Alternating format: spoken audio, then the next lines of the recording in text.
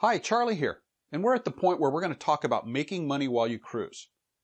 Now, it is possible that you have a bank account, or you get Social Security, or have a retirement plan that can fund all your adventures without any worry when you don't have to work, and if that's the case, you can simply move on to the next chapter.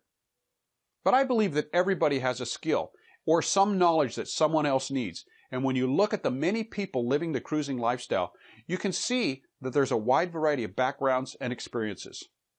Cruising, just like any adventure lifestyle, costs money, and how much depends on how you do it. We have already looked at the costs associated with cruising and how you can control them, but while keeping your travel costs low is great, it's only controlling the outflow, and most of us need an inflow of cash. So we're going to look at many ways that cruisers make money, which in a few cases are quite innovative. And we'll look at how much money you can make as well. The first steps are to look at your background and evaluate your skills and where you came from, and then decide how would you like to go about earning some income. As an example, did you work for someone previously or own your own business? Many jobs allow you to work remotely, and we'll talk more about that in a minute. Others own a business or are partners in one. There are many stories floating around the internet of cases just like this. There are the two partners that own a bed and breakfast who job share, with one partner running the business for 6 months so the other partner can cruise. They then switch places every 6 months. Brian from the popular YouTube channel SV Delos is a partner in a software company, and he states that he works a couple hours every day remotely from his sailboat. Other people sail half the year, then go home and work. Most sailors probably agree that after cruising for months on end, they need a break and some time on land, and often going home and working is what they choose to do. For some, this is dropping anchor somewhere and staying a while to work at whatever job they can find wherever they are, while others choose to head home and go back to an old job or go back to their business. If you're a crew member on a boat, does it pay? If you want to keep crewing, you can start by looking for a crew position on another boat that does pay, and many do. Sometimes there are bulletin boards around the dock areas that mention job openings, but these might be rare depending on the port. A better way to find paid opportunities is to explore around the dock and ask if anyone's looking for crew, and then you will find out if any of them pay. You can also go online, and the best online resource is findacrew.net. They have many details showing lots of different crew positions available all over the world. There are also private boats and charter boats, and some describe working on a charter boat to be very grueling work, but may be worth it if your main purpose is to make enough money before joining another boat and being a crew on a non-commercial passage. If you plan to work where you are in a foreign port, then there may be a few considerations you need to look at before making this your final and only plan.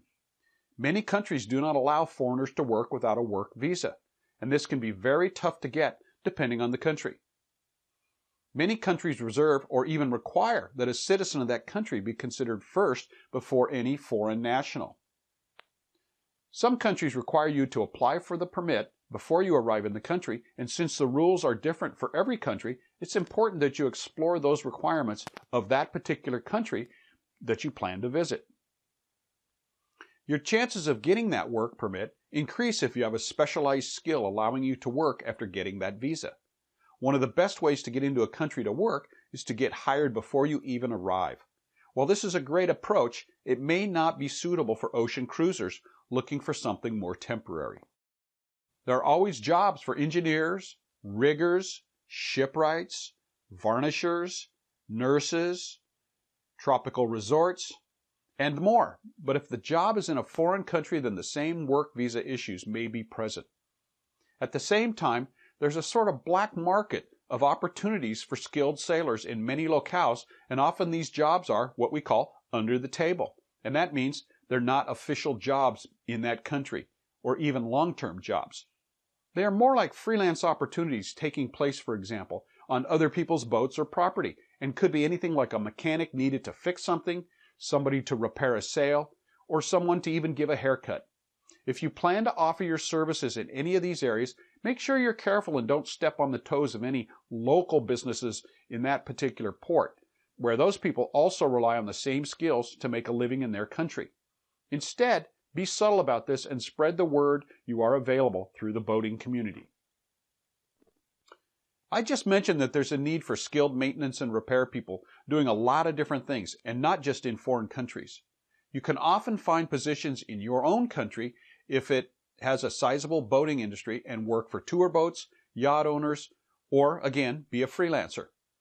Some of the most in-demand skills are engineers whose primary responsibility is to maintain the mechanical propulsion systems on the boat, and that includes the engines, refrigeration, pumps, boilers and generators, the electrical, heating and cooling systems, and all of these are maintained by the engineer.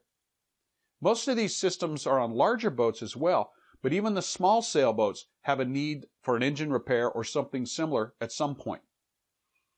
Riggers and shipwrights are skilled positions related to boat building, but can also cross over into the maintenance and repair aspects of cruising.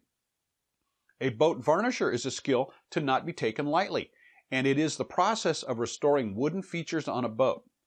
Not as many boats these days are made with wooden features, so the need for a good varnisher may not be growing over the long term, but there's still enough need that those with skills can find freelance work varnishing. The need to keep a boat's varnish in good condition is important, or the boat may eventually leak or even rot, and then repairs get very expensive. Captain George is a competent varnisher and has made money doing this in many locations around the Pacific. And here's a picture showing him doing exactly that. Boat cleaning is also in demand, and while many boaters handle this task themselves, some have the budget to get this done by a qualified boat cleaner. This is an option for freelance work when in port because many boats require a good scrubbing of the hull from time to time. So if you've got some good tools, you can do this. All you need is good boat cleaning brushes and either scuba gear or a surface-to-air system connected to an air compressor so you can stay underwater long enough to get the job done. Although some people do it by snorkeling, taking long breaths, going back down and scrubbing some more, but the scuba gear or the compressor will allow you to stay down there and get it done. Again, remember, there's a local in every foreign port who also does this, so you don't want to advertise on shore because you're taking business away from the locals. So it's better to look around and spread the word that you're available to do this type of job. At the same time, consider approaching that local business and offer to work for them under the table, and you may find plenty of work while you're in that port. There are many options to earn some extra cash when in port, and that's working with other cruisers. Hairdressers, babysitting, pet sitting, and much more are paying opportunities from time to time. So when you're in port and plan to be anchored for a while, start spreading the word among the other boats that you're available for any extra work. Next up, making money while cruising.